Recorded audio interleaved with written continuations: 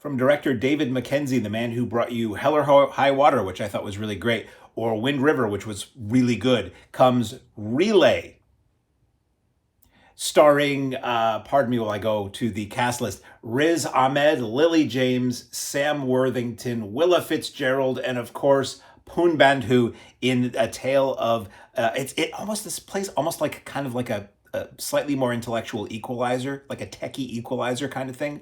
Lily James is a woman who has, she's a whistleblower. She has witnessed nefarious activity on an industrial canvas, shall we say, and she has information that she has taken and she wants to give back to the people who would really like to have it back, but unfortunately they have dispatched a team to basically take her out and get the information back. So she enlists the aid after nobody else will help her. She has basically slipped a business card of Riz Ahmed, who is the relay guy. Basically, he's a guy who used his technology and an innate ability to fast talk, sweet talk, and have a lot of connections with the right amount of money to make things happen. So the whole title Relay is that the way he communicates with people is through a relay service for deaf and hard of hearing people, where they basically can type on this very antiquated piece of machinery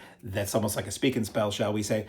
I think maybe, I don't know if it talks or if it just relays the text information to an operator at a phone bank and they verbally relay it back and forth. So it's basically language laundering, if you will, because there's apparently some law that whatever is said during those conversations cannot be, it is not retained and cannot be passed along to anybody else. So it's a confidential way to talk via a third party. So it's Riz Ahmed doing his this is hand jive for behind the scenes jiggery pokery and trickery, and Lily James trying to follow his orders, some of which are jumping through a lot of hoops to make sure she will follow orders and avoid Sam Worthington and his hit squad. So I found this film to be relatively dull for the most part, and it's really a shame because I really liked the other two films I mentioned from this director. It was really, really kind of dull, and then it felt like in the last act, it felt like a lot of, oh boy, we have to have a lot of things happen.